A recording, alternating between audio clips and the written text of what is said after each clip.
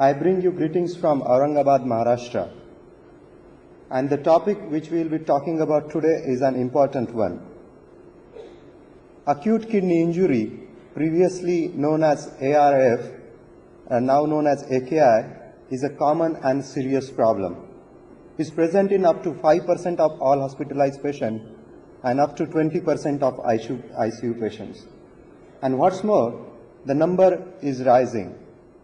Not only does it increase mortality with a significant rate of around 50%, even the patients which survive also are at risk of developing chronic kidney disease in future. We need newer biomarkers for acute kidney injury because diagnosis of acute kidney injury is often delayed. Currently available biomarkers, which are in the form of serum creatinine and urine output, though creatinine is cheap, easily available, marker which fairly specific, but it is less sensitive, and it is because its level varies widely with age, gender, diet, muscle mass, and muscle metabolism, and moreover, it takes time for creatinine to rise. We all know from our knowledge of physiology that up to 50% of kidney function may be lost before serum creatinine even begins to rise. So, whenever we detect a patient with deranged creatinine, we have already lost 50% of kidney function.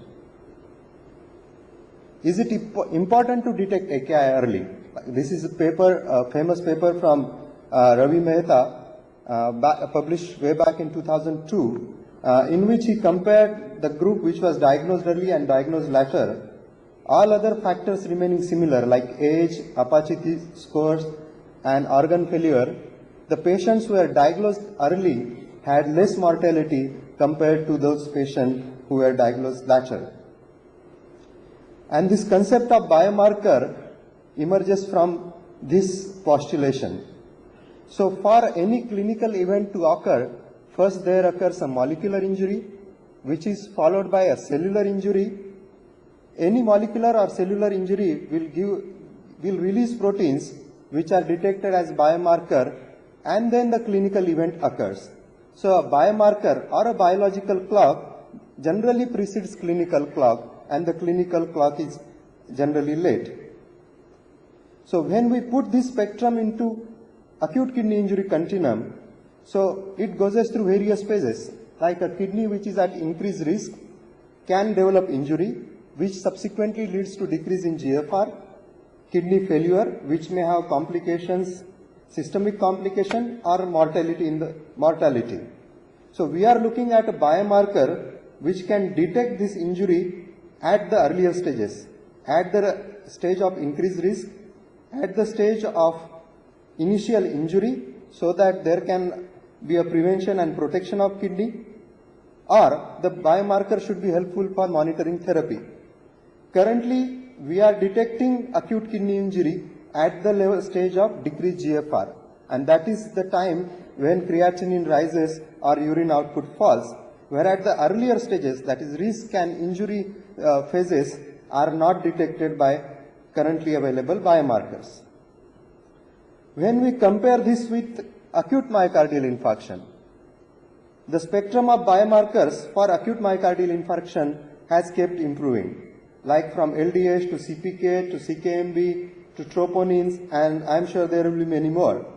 Whereas in acute kidney injury, we are stuck with serum creatinine since many years. What it has done in cases of AMI is, it has made possible many various therapies, and it has reduced mortality nearly by 50%. Whereas in AKI, there is no primary prevention. We are just looking at supportive care, and mortality remains same over many decades. That's why there is need for early biomarkers for AKI for better understanding, early treatment, and improving outcomes. So a couple of years back, we looked at various newer biomarkers and published this review. We mainly focused on these 5 biomarkers which are more promising, which include NGAL, cystatin C, KIM1, IL-18, and liver fatty acid binding protein. I will restrict my discussion hereafter to neutrophil gelatinase associated lipocalin. So NGAL is neutrophil gelatinase associated lipocalin. It is 178 amino acid, 25 kilodalton proteins. It is expressed by neutrophils and other epithelial cells, including proximal convoluted tubular cells. Its discovery came accidentally. In this basic research, a mouse model of ischemia, after 30 minutes of ischemia, a kidney biopsy was performed, and that kidney biopsy was subjected to immunohistochemistry for 34 proteins. Among the various proteins which were tested, NGAL was found to be most upregulated protein, and when the urine analysis of this ischemic mouse was done, it was found that NGAL appeared in urine within 2 hours. So now this experiment led to this clinical study. 71 children undergoing cardiopulmonary bypass underwent serum and urine NGAL estimation, and what was found that serum and urinary NGAL both were elevated markedly in the patients who later on went on to develop ARF or AKI. And this rise occurred within 2 hours. So the creatinine in this patient increased only after 24 to 48 hours, whereas NGAL increased within 2 hours. And that gave evidence that NGAL is a more sensitive biomarker for detection of AKI. After this study, like why CPB group was chosen, that is cardiopulmonary bypass patients were chosen, was because in this situation you know what is the point of insult, and you can follow this patient temporally so that you know what is the time of insult and what is the time when the biomarker has detected that insult, and NGAL detected it within hours. So many bigger studies followed that observation that included patients of adult cardiac surgery. Similar principle was used in contrast-based procedures. Again, there you know the timing of insult and the timing of biomarker detection of injury. So it was validated in various other situations like adult cardiac surgery, contrast procedures, in critically ill children, and more remarkably, a recent study which was published a couple of years back, it showed that a single measurement in casualty of NGAL was able to distinguish a normal renal function patient from pre-renal ARF to ARF and from chronic kidney disease patient. So that was the value which was shown in that study. I also had a little bit of exposure when I was working on a fellowship in Italy.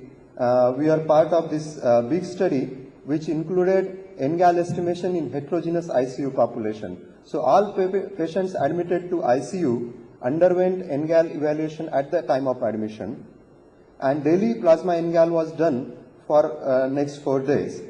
AKI was defined by Rapel criteria, which is because this NGAL was elevated within 3 hours in the patients who later on went to develop AKI as defined by creatinine criteria. So again, in this study, it was shown that NGAL is more sensitive marker of AKI compared to serum creatinine or urine output. Not only that, NGAL also predicted other outcome measures. For example, it predicted need for dialysis. The higher values at the time of admission were associated with greater increase in requirement of renal replacement therapy or dialysis. It was associated with higher ICU mortality also. So not only it helped in diagnosis, but also was a useful predictor of dialysis and mortality. And this observation was further replicated in various other studies. So NGAL not only diagnoses, but also predicts the dialysis as well as mortality, length of hospital stay, and severity of disease. And this is a recently published meta-analysis of various emerging biomarkers. And it has looked at like value of biomarker, whether it is useful in establishing diagnosis, is it good, sensitive, and helps in early detection, and whether it is also useful in prognosis. So among the plethora of newer biomarkers, NGAL performs most consistently, and you can see its name in all the columns, both urine and plasma NGAL. And not only that, apart from acute kidney injury, it can be biomarker of other systemic conditions, like chronic kidney disease, like inflammatory bowel disease, like it can be useful for detection and therapeutic response for brain tumor. And there has been a recently published article which showed its value in diagnosing and monitoring the therapy response in patients with acute pancreatitis. Because it is released from epithelia, it can be elevated in various other conditions. So what are cutoff values? And more like when I say that NGAL can be elevated in various other conditions, how can it become more specific for diagnosis of AKI? The normal value for healthy adults is less than 60. AKI is associated level more than 150. A level more than 10 times normal, say more than 400 to 500, is very highly associated with AKI. NGAL may be elevated in other conditions, which I have already listed, but the magnitude of rise in those situations is less compared to what is seen in acute kidney injury. But everything is not flowery. There are certain limitations associated with NGAL. First of all, it is an expensive evaluation compared to serum creatinine, which is easily available and cheap. NGAL estimation right now costs something around 800 to 1000, and this cost can vary from lab to lab. It is available for utility in India. And another important question which arises, what can we do if we diagnose early? Like, I have diagnosed somebody with AKI within 2 hours. What does it mean to me? Right now, because we do not have any preventive therapy, we do not have a clear-cut answer to that question. But I think once you know that somebody has acute kidney injury, your whole management strategy will change. Like, for example, if you detect somebody with higher creatinine, you will take care regarding his volume status, you will take care regarding preventing use of nephrotoxic agent. I think that kind of response will be there. And another important issue is, as there was no marker till recently which can detect acute kidney injury at earlier stage, the therapeutic intervention or the intervention trials were not conducted properly. Now that we have a marker which can detect AKI at the injury state, probably utility of this marker can be done in a research purpose so as to use the agent for preventing acute kidney injury. Though right now, maybe its utility is limited to detecting AKI early, in future it may give way to many therapeutic options. So concluding, AKI is a common and serious problem. The diagnosis of AKI is often delayed because of various reasons which we have already discussed. Preventive and therapeutic measures are delayed due to lack of early biomarkers. Novel biomarkers are providing tools for early prediction of AKI and outcomes and for testing therapies. NGAL has the potential to diagnose AKI at the earliest. And most importantly, NGAL is a marker of kidney injury compared to creatinine or urine output, which are markers of kidney failure. And leave you with this suggestion to read this commentary from Professor Claudio Ronco, published a couple of years back.